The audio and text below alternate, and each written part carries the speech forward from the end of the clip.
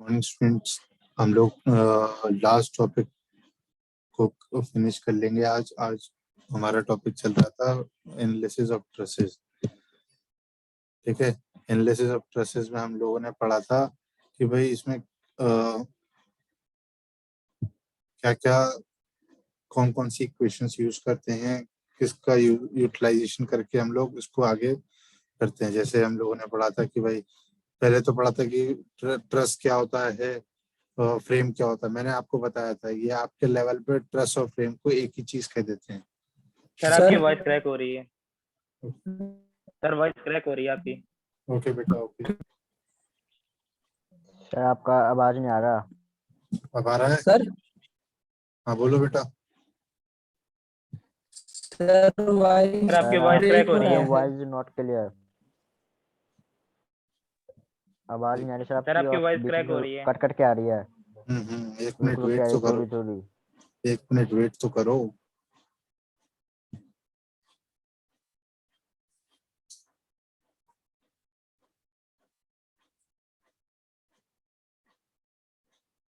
अब clear I?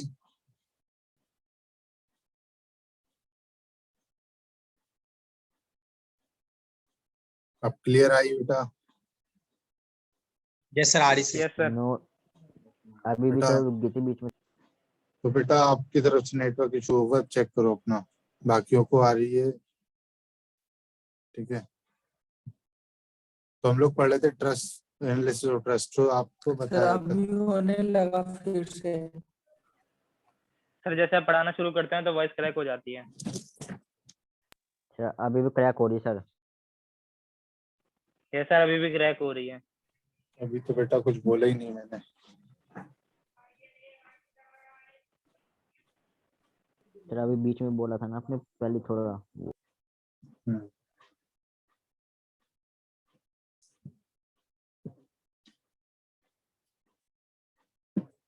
अब आ रही है क्लियर?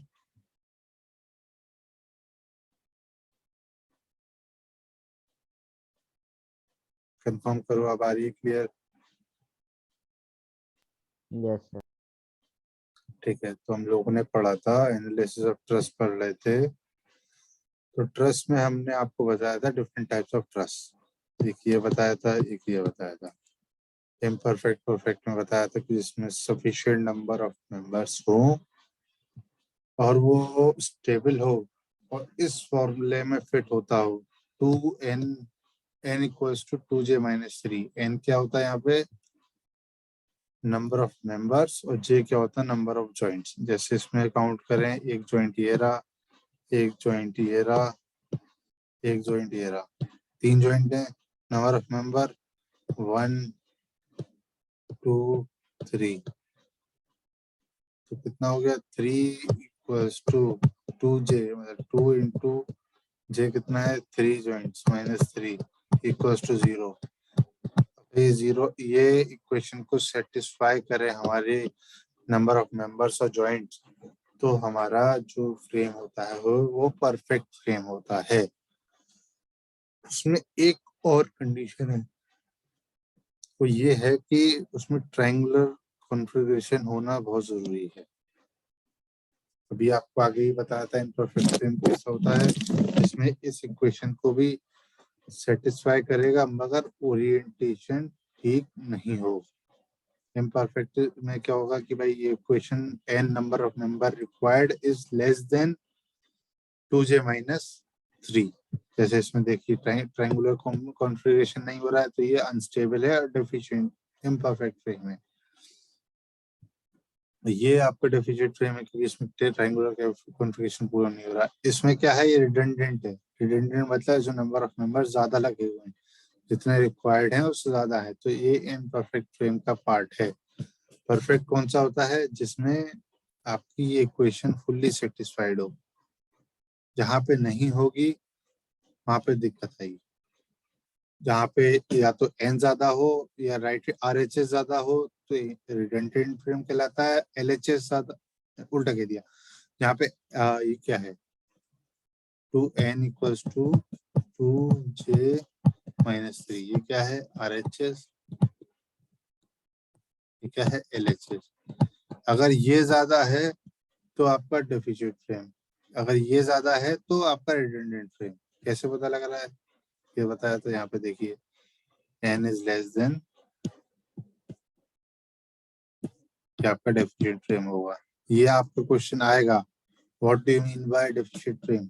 आपको बताना है कि भाई n is less than 2j-3, then it will be a deficit frame. अगर वाइस वर्सा हुआ, अगर n is greater than 2j-3 तो आपका रिडंडेंट फ्रेम। रिडंडेंट फ्रेम मतलब आपका नंबर ऑफ मेंबर्स रिक्वायर्ड से भी ज्यादा है। जैसे यहाँ पे इस मेंबर को हटा दें, तो मैंने ब्लू से हटाया हुआ है तो इसको हटा दें तब भी सफिशिएंट है, मगर एक मेंबर ज्यादा लगा हुआ है। हमारे ट्रस्ट में ट्रायंगुलर कॉन्फ़िगरेशन होना जरूरी है। ये एक ट्रायंगल बन गया, एक ये ट्रायंगल बन गया, एक ये ट्रायंगल बन गया, एक ये ट्रायंगल बन गया। ये जो ट्रायंगल बन रहा है या फिर ये वाला बन रहा है, ये रिक्वायर्ड नहीं है। सिंगल हैंडेडली ट्रायंगल बने तो हमारे पास बढ़िया रहता है, वरना रिडंडेंट फ्रेम में है। इसमें भी हमारे पास दो ट्रायंगल बन रहे हैं, एक ये वाला, एक ये वाला। इन्होंने ये एक्स्ट्रा लगा के, ये एक्स्ट्रा लगा के कोई सा इधर से मान लो तो ये लगा दिया एक्स्ट्रा, तो ये रिडंडेंट फ्रेम हो गया। ये सब हो गया था। सपोर्ट्स बता दिए थे, हिंज पे कितनी रिएक्शंस होती हैं, रोलर सपोर्ट पे कितनी रिएक्शन होती हैं।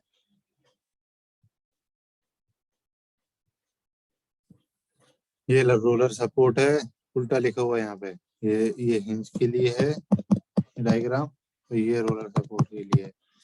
रोलर सपोर्ट में कैसे बनाते हैं देख लो, फिगर ऐसा बनता है, ट्रायंगल, नीचे पहिए लगे होते हैं, रोल्स राउंडेड शेप, ये होता है रोलर सपोर्ट। मेंबर कंटिन्यू रहा हो, इसमें इसकी क्या खास बात होती है, इसमें एक ही रिएक्शन लगती है अपवर्ड में। हिंज में क्या होता है, कॉन्फ़िगरेशन देखना सीखो। इसमें ट्रायंगल बना होता है और नीचे डैश डैश होता है, पहिए या राउंडेड फिगर ऐसा नहीं होता। इसमें दो रिएक्शन जनरेट होती हैं, अपवर्ड और हॉरिजॉन्टल, R1 H1। और इसमें ट्रस वाले केस में आपका फिक्स सपोर्ट नहीं आता है।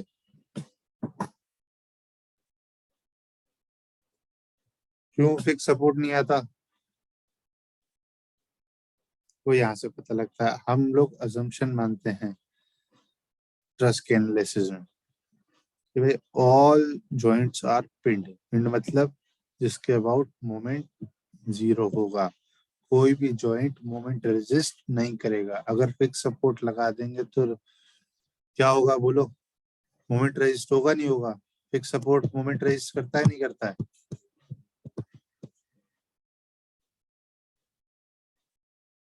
बोलो। आवाज आ रही है क्लियर,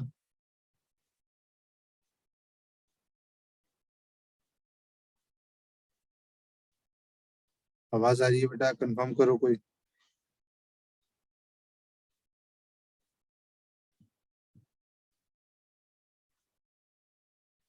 आवाज आ रही है, यस सर।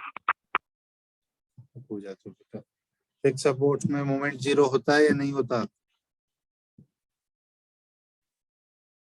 नहीं होता। मोमेंट वो रेजिस्ट करता है, मोमेंट इज रेजिस्टेड बाय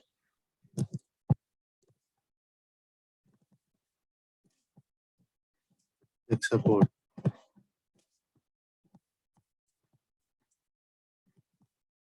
ठीक है, तभी तो इसमें हमारा क्या है, पिन जॉइंट होना चाहिए, इसलिए ट्रस में कोई फिक्स सपोर्ट का आता नहीं है role. All external loads and forces acted on joints only. जितने जॉइंट्स हैं वहीं पे लोड लगेगा। सेल्फ वेट मेंबर का नेग्लेक्ट कर देते हैं, इसका जो खुद का सेल्फ वेट है नेग्लेक्ट कर देते हैं। क्यों नेग्लेक्ट कर देते हैं, सेल्फ वेट की बेसिस में बेंडिंग आएगी, एक तरीके का बीम हो जाएगा, beam subjected to a UDL.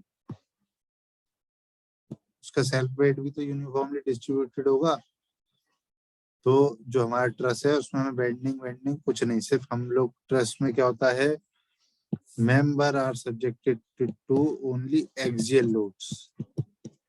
Trust की डेफिनेशन ही यही है कि member are subjected to only axial load, no bending load, ठीक है, no other load, shear load भी नहीं लेते, बेंडिंग स्ट्रेस भी जनरेट नहीं करते, बेंडिंग लोड भी नहीं लेते, सिर्फ एक्सियल लोड्स लेते।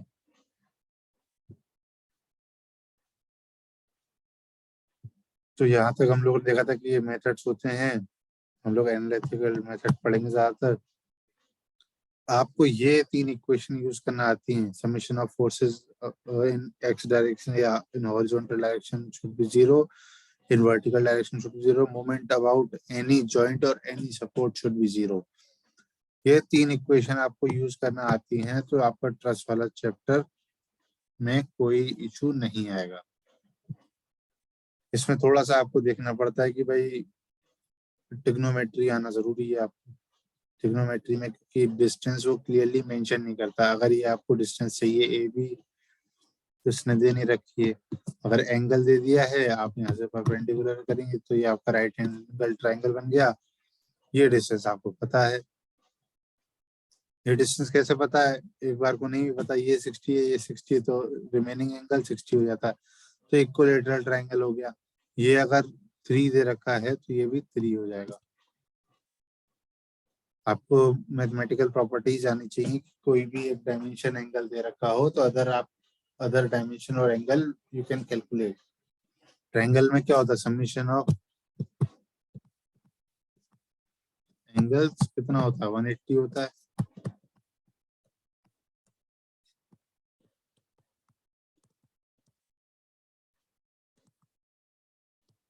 ये होता है, इसका यूज करके आप इसमें निकाल लेंगे। अगर इसमें भी बात करें तो ये अब ये देखो, ये पूरा एंगल कितना होता है 180 डिग्री, 60 इसने ले लिया, 60 इसने ले लिया, बचा हुआ कितना बचा 60, 60 ये इक्वल है, ये इक्वल है, ये परपेंडिकुलर गिराओ 3 कोई भी डायमेंशन आप ऐसे कैलकुलेट कर सकते हो। इन शॉर्ट आपको ट्रिग्नोमेट्री आनी चाहिए, ट्रिग्नोमेट्री आपको शायद 8th या 9th में आ जाती है,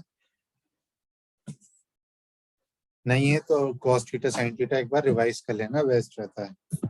रिवीज चीजें भूल जाते हैं, हर कोई भूल सर जाता है, रिवाइज। कैलकुलेटर सर यूज कर सकते हैं?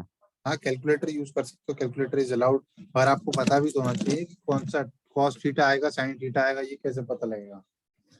कैलकुलेटर विल ओबे योर ऑर्डर, ऑर्डर क्या देना वो आपको पता होना होगा, पता लगना चाहिए ना। आपको वैल्यू याद करने की नहीं बोल रहा हूँ, आपको सपोज ये वाला डिस्टेंस आपने नहीं निकाला होता अभी, अब मेरे को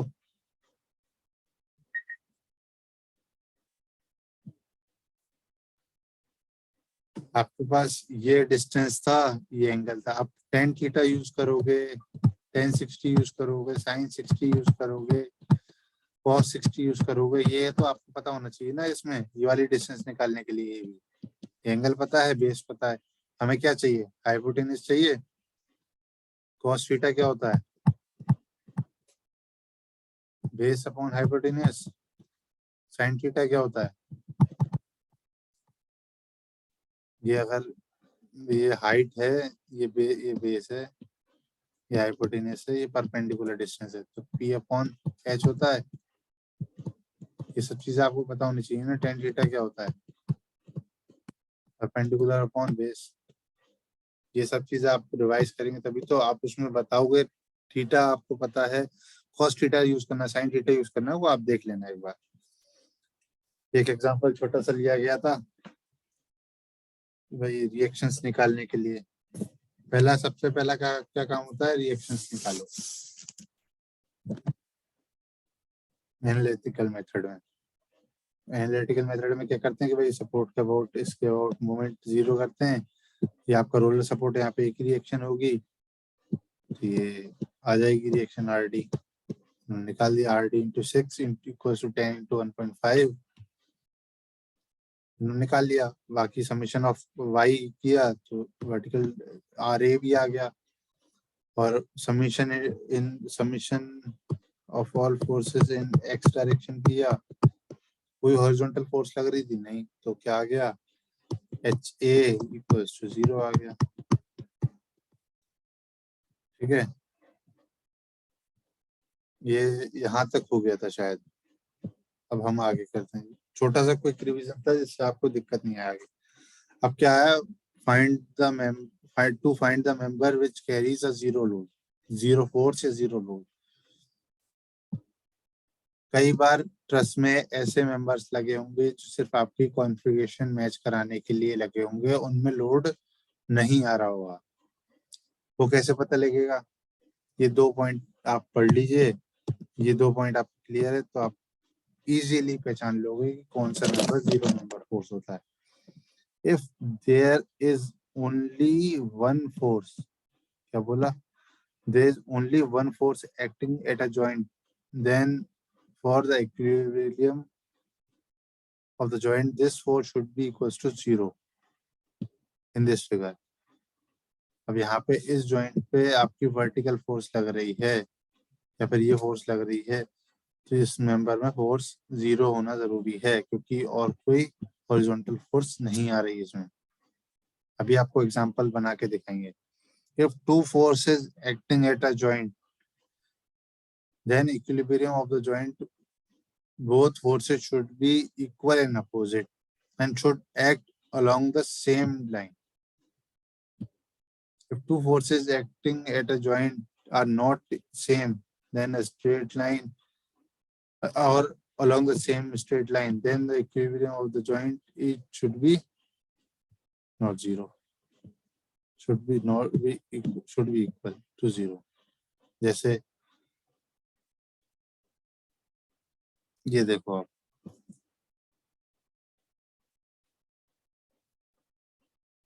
एग्जांपल लेते हैं, ये आप ट्रस्ट लो, थोड़ा बड़ा बड़ा ट्रस्ट बनाते हैं, आपको छोटे छोटे से तो अब आ गया समझने की, छोटा वाला।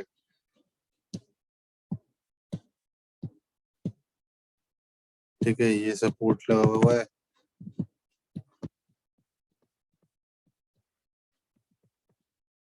ठीक है। अब आपको जीरो मेंबर फोर्स निकालना है, ठीक है।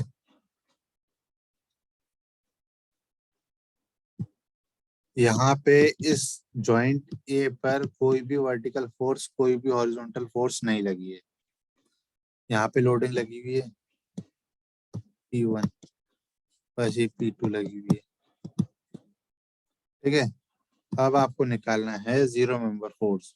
अब ए जॉइंट पे बात करें, आपने रिएक्शन वगैरह निकाली, रिएक्शन ऐसे आई, यहाँ पे 0 तो नहीं होगी H1 R1, क्योंकि यहाँ पे P2 लग रहा है तो कुछ आएगा, यहाँ पे R2 आ गया। अब ए जॉइंट की बात करें तो यहाँ पे कोई वर्टिकल फोर्स तो आ नहीं रही है, और जो हॉरिजॉन्टल फोर्स लग रही है, तो ये इस डायरेक्शन में इस जॉइंट को हम उठा के देखें बड़ा करके, ये आ गया ऐसा, इधर से कोई फोर्स आ रही होगी, इधर से कोई फोर्स आ रही होगी, और इसमें वर्टिकल फोर्स है नहीं कोई, तो ये वाला मेंबर जो होगा जीरो मेंबर फोर्स होगा, इसमें कोई फोर्स नहीं आएगा। इक्विलिब्रियम इक्वेशंस को फॉलो करना है। अब हम इसी joint, each and every joint should follow the rule of equilibrium equation. अब यहाँ पे आप क्या करेंगे, मेंबर इसमें आप लिखते हैं F in A B member, मान लो एफ ए बी, सपोज किसी भी डायरेक्शन में मान लो, डाउनवर्ड या अपवर्ड मान लो, F A B summation of all forces in at joint A, summation of all forces in vertical direction should be 0। तो क्या होगा, F A B should be 0, क्यों, क्योंकि और कोई फोर्स नहीं लग रही है।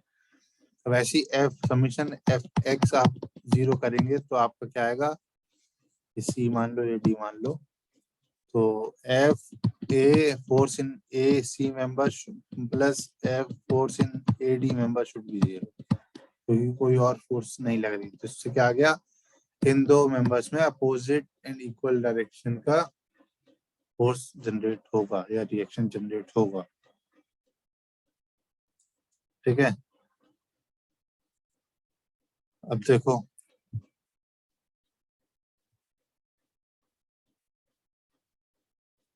अब यहाँ पे देखो इस पॉइंट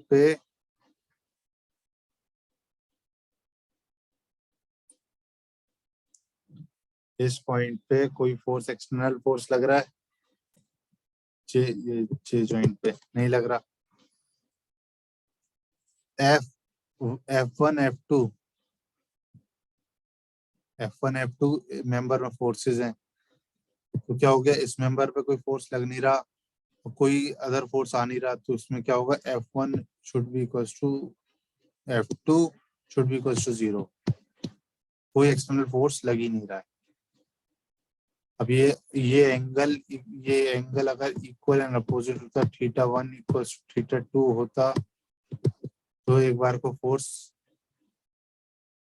नॉन इक्वल आता मगर 0 नहीं आता। अगर θ1 इक्वल्स टू θ2 नहीं है तो उसमें क्या होगा, वर्टिकल डायरेक्शन आप लोगे, F1 थीटा cos थीटा जाएगा, sin थीटा जाएगा, sin θ2।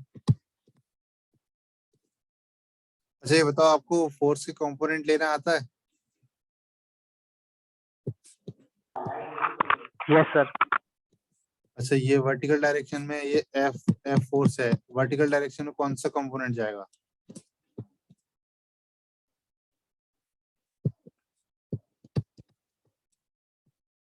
Component F cos theta. कहाँ पे? यहाँ पे cos थीटा जाएगा, यहाँ पे sin थीटा जाएगा, ये बोलो। वर्टिकल में F cos थीटा जाएगा। ऑफ F cos थीटा, ये सबको क्लियर? F cos थीटा नहीं जाएगा बेटा। सर मैं तो कॉस्ट थीटा सर के साथ वर्टिकल सर है। कॉस्ट बोलो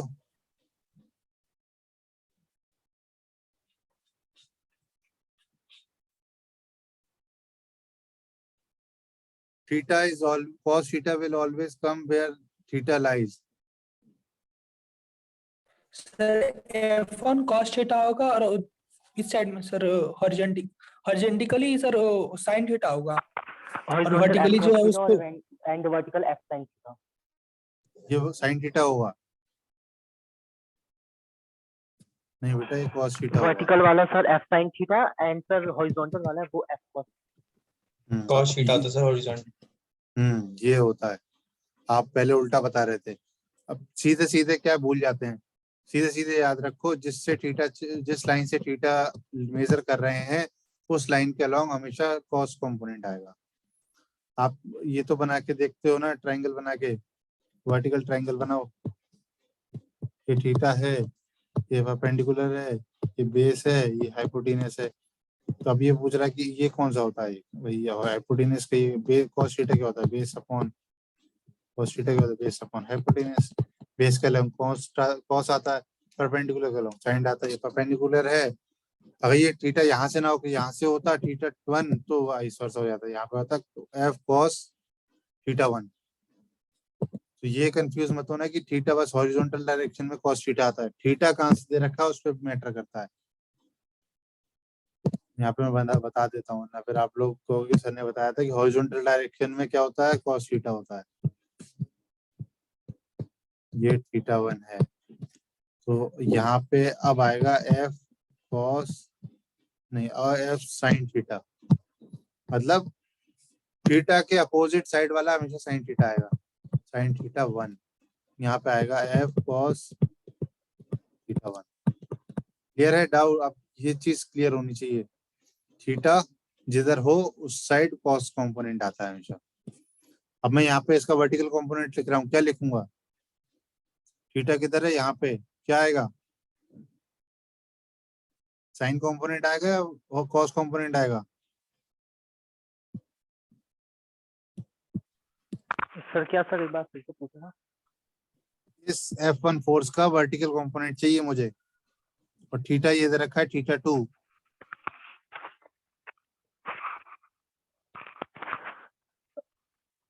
F sin θ2 आएगा।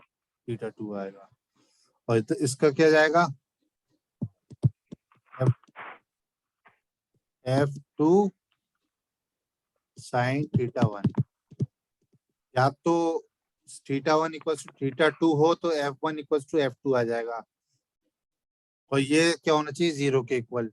जब θ1 इक्वल नॉट θ2 है तो ये आपका F1 equal to F2 equal to 0 ही आएगा। समझ में आया ये 0 मेंबर फोर्स कैसे हुआ?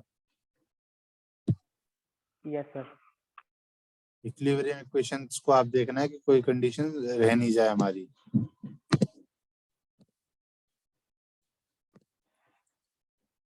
अब आता है जॉइंट, मेथड ऑफ जॉइंट।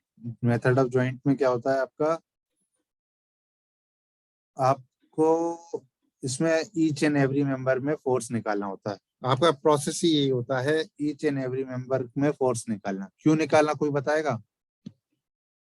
क्यों निकालें? हम तो भाई एक आध जो मेंबर में रिक्वायर्ड है उसमें निकाल लेते हैं। ट्रस का एनालिसिस का मतलब है कि to determine the force in each and every member. उसका ट्रस के मतलब डेफिनेशन यही कहती है, एनालिसिस ऑफ ट्रस जो हमने टॉपिक पढ़ रहे हैं। ये इसका मतलब ये है कि to determine the force in each and every member. क्यों निकाल रहे हैं, कौन बताएगा? मेरा ऑब्जेक्टिव आपको पता ही है। सबसे पहला काम क्या है कि जो भी पढ़ रहे हैं उसका पता होना चाहिए कि भाई क्यों पढ़ रहे हैं। बताया था आपको? नहीं आता तो बोलिए सर बता दीजिए, या फिर नहीं आ रहा में तभी तो बताएंगे आगे। क्यों निकाल रहे हैं सारे मेंबर में फोर्स? बोलिए बेटा।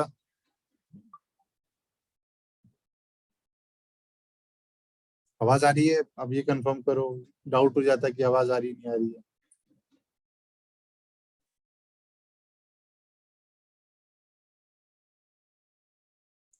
आवाज आ रही है बेटा? आधा टाइम तो यस यार सर। इसी में निकल सर, जाता आ है। रही यस सर, सर, हो आ रही रही है। है। अच्छा कोई बताएगा कि हम सारे मेंबर्स में फोर्स क्यों निकाल रहे हैं, या फिर सर लोड क्यों? ये जानने के लिए कि उस पे फोर्स कितना अप्लाइड हो रहा है सर। हाँ, उसका क्या यूज करेंगे? आपने बिल्कुल सही बताया, उसका यूज कहाँ करेंगे? हम क्या है, सिविल इंजीनियर हैं, तो हमारा काम क्या होता है? सर किस एंगल में कितना फोर्स लग रहा है उसको कैलकुलेट करने के लिए निकालते हैं।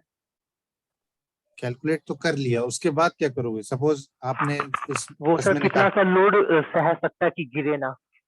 हाँ आप बिल्कुल करीब पहुंच रहे हो।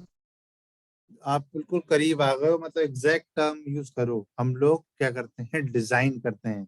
डिजाइन के लिए हमें लोड पता होना चाहिए, तभी तो आप डिजाइन करोगे, है नहीं है?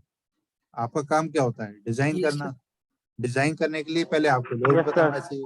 आप क्रॉस सेक्शन कितना लोगे, कौन सा मटेरियल यूज करोगे, कितना यूज करोगे, लेंथ क्या होगी। लेंथ तो आप कॉन्फ़िगरेशन से पता लगी, मगर क्रॉस सेक्शनल एरिया क्या होगा, शेप क्या होगा, वो सब चीजें आपको डिटरमाइन करके डिजाइन करनी होती है। उसके लिए हमें क्या चाहिए, फोर्स। फोर्स निकालने के लिए आप एनालिसिस ऑफ ट्रस यूज करके ईच एंड एवरी मेंबर में आप फोर्स निकालते हो। पहला मेथड होता है मेथड ऑफ जॉइंट, दूसरा मेथड होता है method of section. Method of joint से आप क्या करते हो, जॉइंट टू जॉइंट मूव करते हो। ये जॉइंट मूव करते हो, फिर ये जॉइंट मूव करते हो, ये जॉइंट मूव करते हो, ये जॉइंट मूव करते हो, ये जॉइंट मूव करते हो। ईच एंड एवरी जॉइंट को आप कंसीडर करते हो। उससे फिर आप क्या करते हो, इक्विलिब्रियम इक्वेशन यूज करते हो। Summation F X equals to 0, summation F Y equals to 0 इन दो और summation of moment about that joint should be 0। इन तीन इक्वेशन का यूज करके आप ईच एंड एवरी मेंबर में फोर्स निकाल लेते हो। इसमें देखो आप यही कह रहा है, calculate the reaction at support. ये आपको बताया था, पहला काम क्या होता है, रिएक्शन निकालो सपोर्ट पे। Consider joint which do not have more than 2 unknown forces. इसमें भी तरीका होता है कि आप जॉइंट कंसीडर कर रहे हो, पहले इस पे जाओगे, इस पे जाओगे, इस पे जाओगे, कौन से पे जाना है, जो जिसमें नो 2 से ज्यादा फोर्सेस ना हो, क्योंकि आपका इक्विलिब्रियम इक्वेशन कितनी, 1 या 2। तीसरी है मगर एग्जैक्टली जॉइंट पे यूज नहीं होती है, ठीक है। बाकी रिजॉल्व करो हॉरिजॉन्टल वर्टिकल डायरेक्शन कंपोनेंट, फिर ये लगाओ, ये लगाओ, बता दिया। Negative free truss. अब डायरेक्ट क्वेश्चन करेंगे, दोबारा ज्वाइन करिएगा।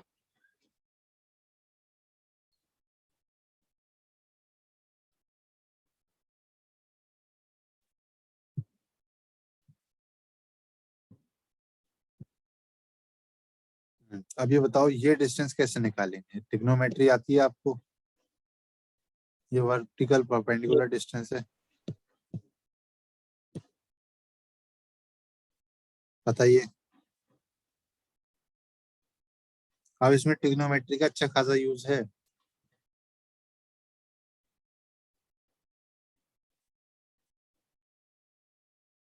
बताइए। उसने सिर्फ एक डिस्टेंस दी टोटल।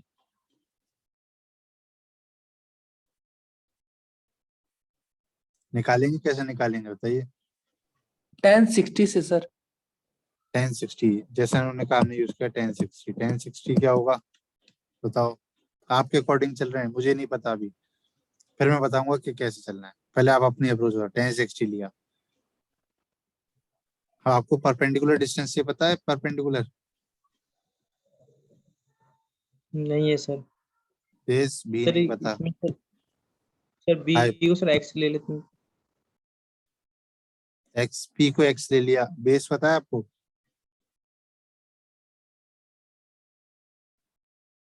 ना एच पता है, ना पी पता है, ना बी पता है, कुछ नहीं पता। हमें चाहिए बी। चलो इधर से तो काम खत्म हो गया, हमें इधर से नहीं आ रहा, अब इधर से है। इधर से कोई डिस्टेंस आ रही है?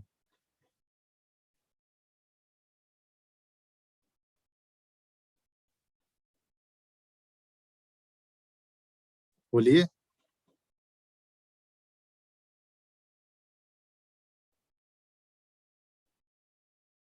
मतलब दिमाग लगाइए, ट्रिग्नोमेट्री में ऐसे ही है, विदाउट सोचे समझे आप सोच रहे हो कि बैठे बैठे आ जाए, नहीं आएगा वो।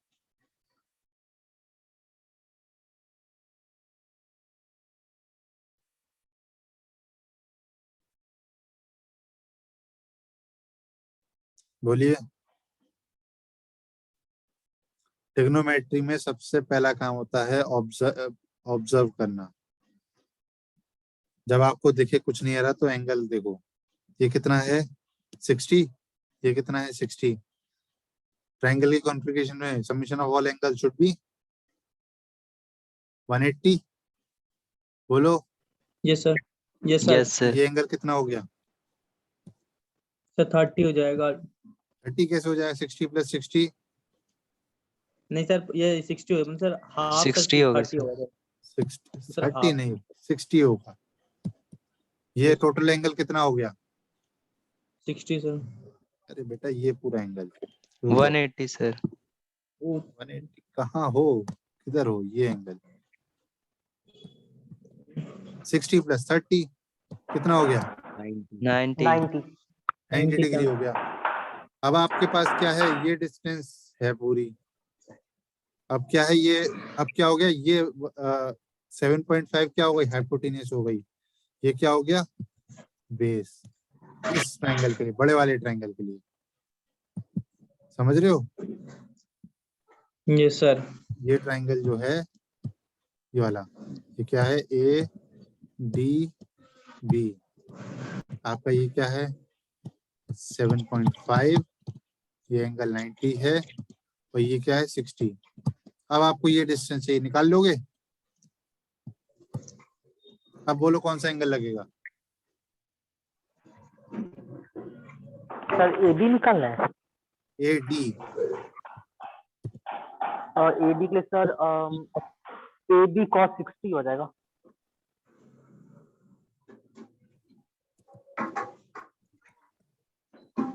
किसी को डाउट है ये?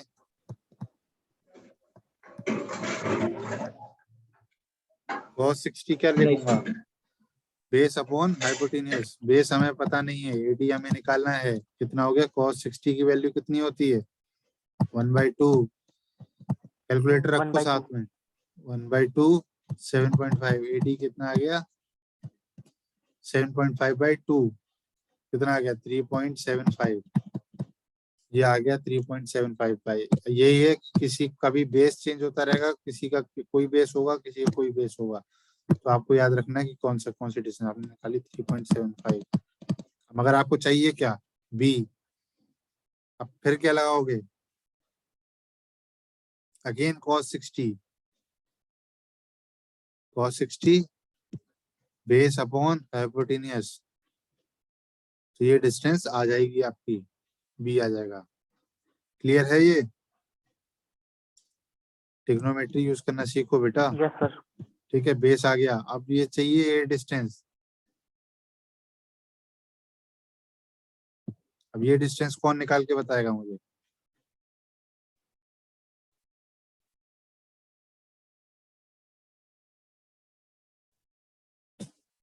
बताओ बेटा, कौन बताएगा।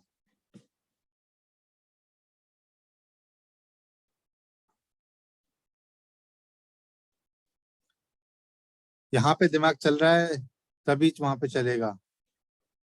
ट्रिग्नोमेट्री है, ट्रिग्नोमेट्री में घूम फिर के कहीं ना कहीं से हमें रिजल्ट लाना है, और रिजल्ट आ जाएंगे, number of data required is more than sufficient इधर।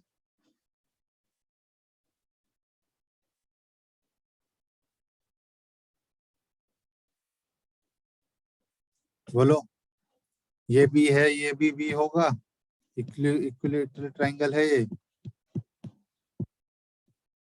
कितना हो जाए ये पूरा 7, अरे इधर से मत देखो, आप इधर से देखो, भी तो आपने निकाल लिया ना नीचे वाला डिस्टेंस, क्या आ गया 3.75/2, ये आ गया 3.75/2। किसी कोई डाउट है तो बताओ यहाँ पे। इक्विलिब्रियम इक्विलेटरल ट्रायंगल है, 60 60 60, ये पूरी डिस्टेंस कितनी हो गई, 3.75, बची हुई कितनी 3.75, ये 60, ये 60, इक्विलिब्रियम ट्रायंगल का कॉन्फ़िगरेशन 180, 180 माइनस 90 कितना हुआ ये एंगल,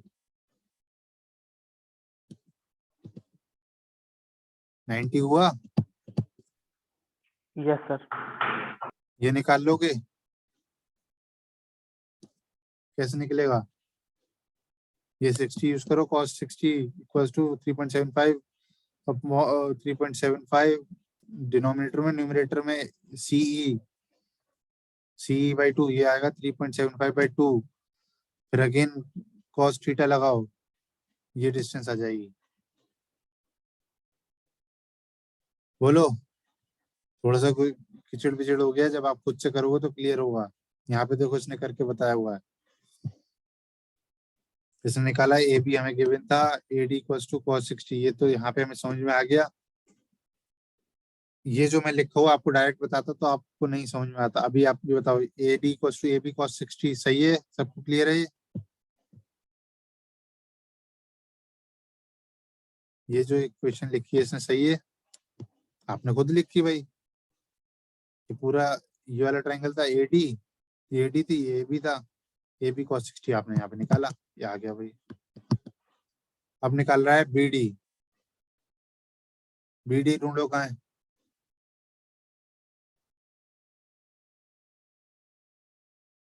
BD दिख रहा है किसी को, ये रहा यस सर। BD sin 60 से आएगा, परपेंडिकुलर है, ये निकाल लिया इसने। अब AC निकाल रहा है, AC 3.75, आपने भी निकाले, इक्विलेटरल ट्रायंगल बता दिया उसने, तीनों साइड आ गया, CB भी आ गया। अब पूछ रहा है इन ट्रायंगल, छोटे वाले में ट्रायंगल बोल रहा है, छोटे वाले ट्रायंगल में बोला कौन से, DF, F किधर है, ABCDE,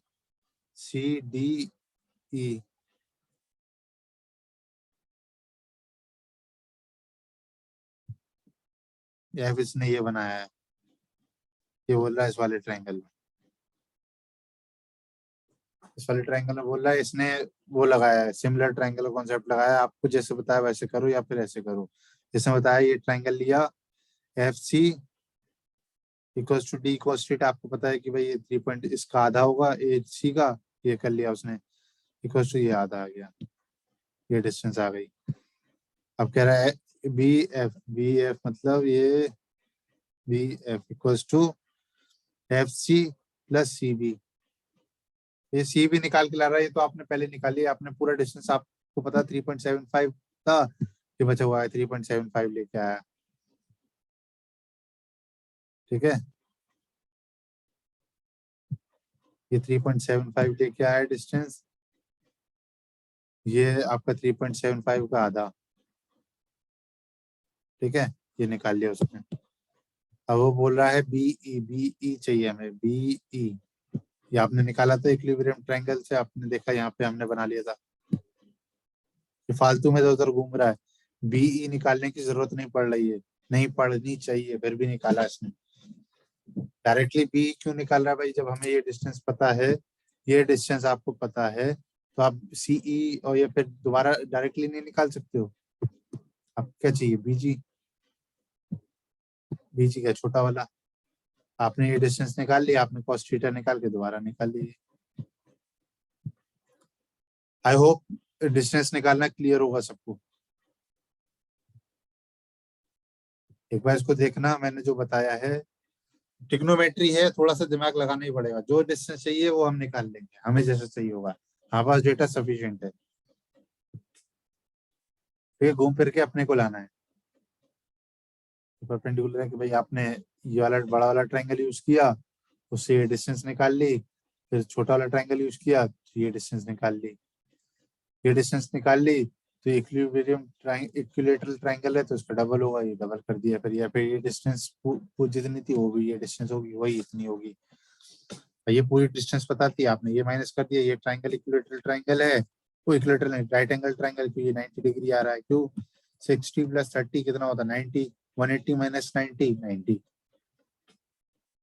ठीक है, अब सबको डिस्टेंस क्लियर है, बोलो। ये कितनी आया, 3.75/2। ये पूरा 3.75, ये डिस्टेंस कितना आएगा, सी जी।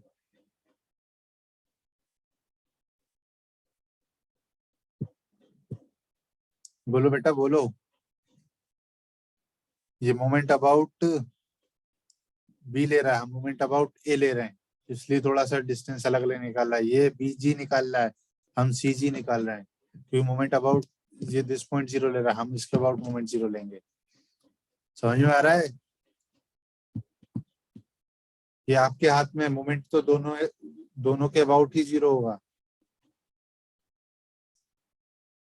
मोमेंट जो होगा दोनों के अबाउट 0 होगा, इसके अबाउट भी, इसके अबाउट भी। आप इसके अबाउट लेते हो, उसके अबाउट लेते हो, दोनों में डिफरेंस नहीं आएगा, कोई आंसर सेम ही आएगा। आप निकाल लो, ये आपने निकाला था ये डिस्टेंस, आपने, चलो निकाल ही लेते हैं, छोटा वाला ट्रायंगल ले रहे हैं हम लोग। निकाल के बताओ, निकाल लोगे, बोलो जल्दी।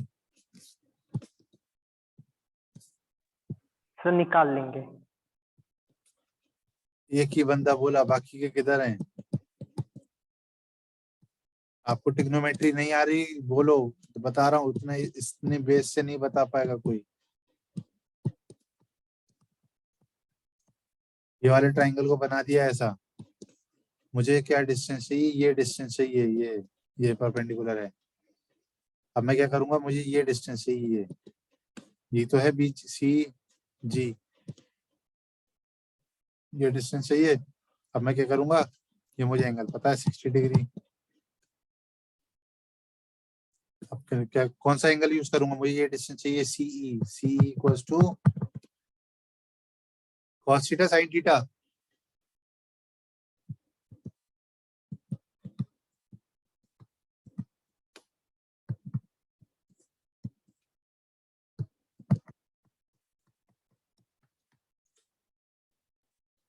ठीक है, अब इसी ट्रायंगल में यूज करूंगा। अब बताओ क्या यूज करूंगा, अगेन cos थीटा यूज करूंगा। अब आएगा C G equals to C E cos 60। कोई डाउट है तो बोलो मुझे। दो इक्वेशंस में। सीजी आ जाएगा। मोमेंट अबाउट ए 0 करूंगा, इसने बी के अबाउट 0 किया, मैं ए के अबाउट लिख के बता रहा हूँ तुम्हें। मोमेंट अबाउट ए 0 2.75, रिएक्शन देखना दोनों से सेम आएगी। 2.75 इंटू 3.75/2 कैलकुलेट करना मेरे साथ, plus 3.3 into 3.75 plus 3.75/4 divide by 2, इधर डिवाइड बाय 2 था, फिर डिवाइड बाय 2 आएगा, कितना है 3.75/4 माइनस, इसी इक्वेशन को लिख रहा हूं मैं आगे,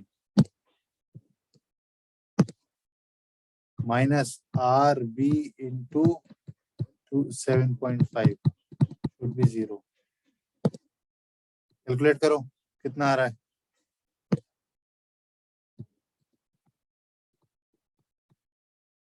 इधर से आर बी आएगा,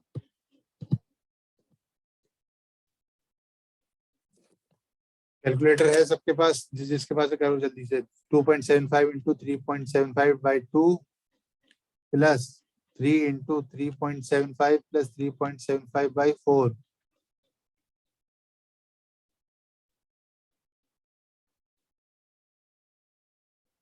डिवाइड बाय 7.5 कितना आ रहा है।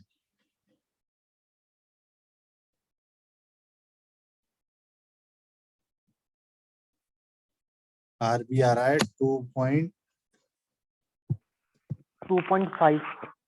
आ रहा है। इधर से क्या आ रहा है, सेम आ रहा है, नहीं आ रहा दोनों तरफ से।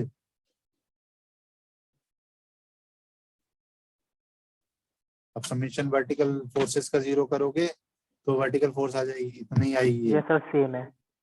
ठीक है, ये तरीका मैं बता रहा था तो मैं दोनों तरफ डिफरेंस है।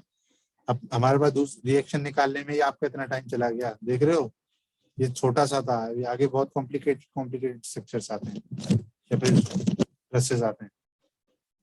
अब क्या दूसरा इसमें क्या पॉइंट है, ऐसे पॉइंट से मूव को, ऐसे जॉइंट को कंसीडर करो जिसमें अननोन फोर्सेस दो ही हों, या तो आप ए करो या बी करो, आप बोलो कौन सा करना चाहोगे।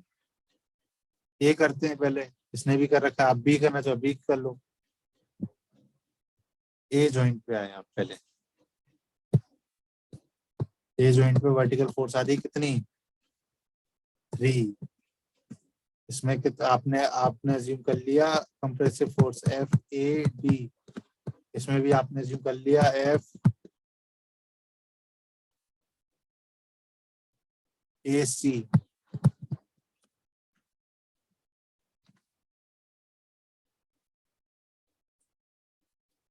एफ ए सी। अब कंपोनेंट करोगे 60 डिग्री है, कंपोनेंट करो वर्टिकल डायरेक्शन में, हॉरिजॉन्टल डायरेक्शन में करोगे तो F A D sine 60, vertical direction में साइन आएगा साइन 60 -3, अपोजिट डायरेक्शन में है दोनों, -3 इक्वल्स टू 0। तो एफ ए डी आगे कितना, कंप्रेसिव अज्यूम करी थी, कंप्रेसिव ही आई, पॉजिटिव आई, positive, resolving in horizontal direction, horizontal direction में कोई फोर्स है, इसका कंपोनेंट आएगा F A D cos 60 minus F A C equal to 0। तो आपने एफ ए डी ऊपर से निकाला तो एफ ए सी आ जाएगा।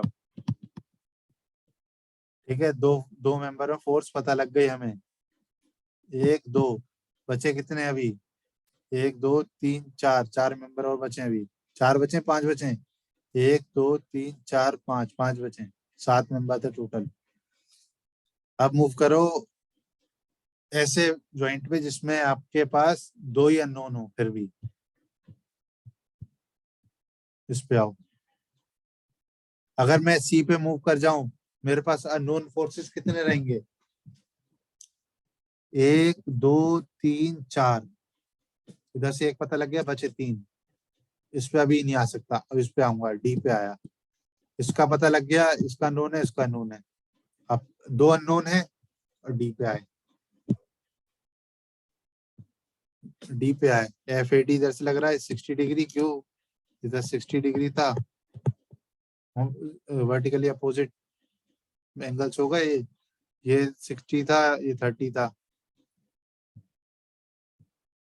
देखो एक बार क्लियर करो, एंगल्स में कोई डाउट है, सेम दे रखा है, ये मैंने हॉरिजॉन्टल खींच लिया, मुझे कंपोनेंट करने हॉरिजॉन्टल वर्टिकल, ये 60, ये 30, ये 30, ठीक है, ये 30, ये टोटल हो गया 60। अब मुझे चाहिए वर्टिकल डायरेक्शन में एफ, इन्होंने क्या माना, कंप्रेसिव माना पहले, towards the joint compressive, FAD दोनों, इसके वर्टिकल डायरेक्शन में किया हमने एफ डीसी, डीसी मतलब इधर 60 है तो वर्टिकल डायरेक्शन कितना आएगा, साइन 60 डिग्री।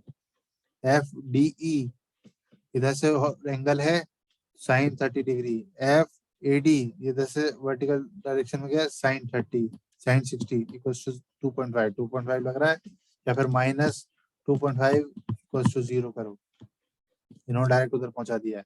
जब उधर आया मेंबर रखे तो एक इक्वेशन आपके पास कितने अननोन है, 2 अननोन है, एफ एडी और एफ डी सी। अब ऐसी वर्टिकल डायरेक्शन हॉरिजॉन्टल डायरेक्शन में रिजॉल्व किया, सारे कॉस वाले साइन वाले वर्टिकल में आ गए, हॉरिजॉन्टल वाले में कॉस वाले आएंगे। क्यों? क्योंकि सारे एंगल जो मेजर्ड है हॉरिजॉन्टल डायरेक्शन से थे, तो कॉस वाले आ गए, एक इक्वेशन यहाँ से आ गई। अब 2 इक्वेशन 2 अननोन सॉल्व कर लिए साइमल्टेनियसली, दोनों फोर्सेस आ गई। क्लियर है? यहाँ तक बोलो बेटा, बोलो, जब तक बोलोगे नहीं क्लियर नहीं होगा कुछ। गौरव, रोल नंबर 23 क्लियर है बेटा यहाँ तक? Gaurav, yes sir, yes sir, yes sir. ठीक है। अब हम कौन से जॉइंट पे जा सकते हैं? ऐसे जॉइंट पे जाएंगे जिसपे हमारे पास 2 अननोन हो। चलो सपोज मैंने अब यहाँ पे निकाल लिया, ये फोर्स आ गई, ये फोर्स आ गई, ये फोर्स आ गई, ये फोर्स आ गई। कितने मेंबर में फोर्स आ गई? 5 मेंबर में फोर्स आ गई। 1 2 3 4, 4 में आ गई। मगर इस जॉइंट पे आऊं मैं, इस जॉइंट पे आऊं मैं, तो अब कितने अननोन है? 1 2, 2 मालूम पड़ गए। या फिर मैं ऐसा करूं, यहाँ पे नंबर ऑफ मेंबर संभालना मुश्किल होगा। कितने मेंबर है? 1 2 3 4, 4 मेंबर हैं। यहाँ इस वाले जॉइंट पे कितने हैं? 3। हमें किसमें, इसमें और इसमें चाहिए। अब मैं जॉइंट बी कंसीडर करूंगा, जॉइंट बी कंसीडर करके इस मेंबर में फोर्स आ जाएगी, इस मेंबर में फोर्स आ जाएगी, फिर इस जॉइंट को कंसीडर करके इस मेंबर में फोर्स आ जाएगी।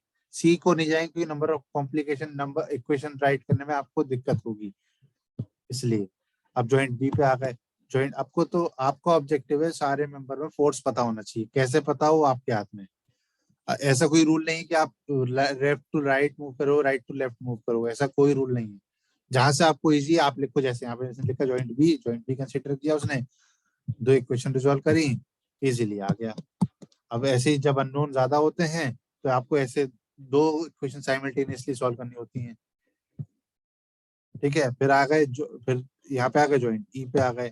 इन्होंने जॉइंट सी नहीं लिया, जॉइंट सी पे आपका थोड़ा कॉम्प्लिकेटेड हो रहा था चीजें, जॉइंट ई लिया, इक्वेशन लिखी, एक ही इक्वेशन में आपका आंसर आ गया। जब फाइनल आंसर लिखो ऐसे लिखो, मेंबर बना के ईच एंड एवरी मेंबर में आप फोर्स बता दोगे विद साइन। साइन बहुत जरूरी है, तभी आपको पता लगेगा कि कंप्रेशन है कि टेंशन है। अच्छा ये बताइए, इसमें टुवर्ड्स द जॉइंट नहीं, अवे फ्रॉम द जॉइंट, इसमें टेंशन है कंप्रेशन है? मेंबर डीसी में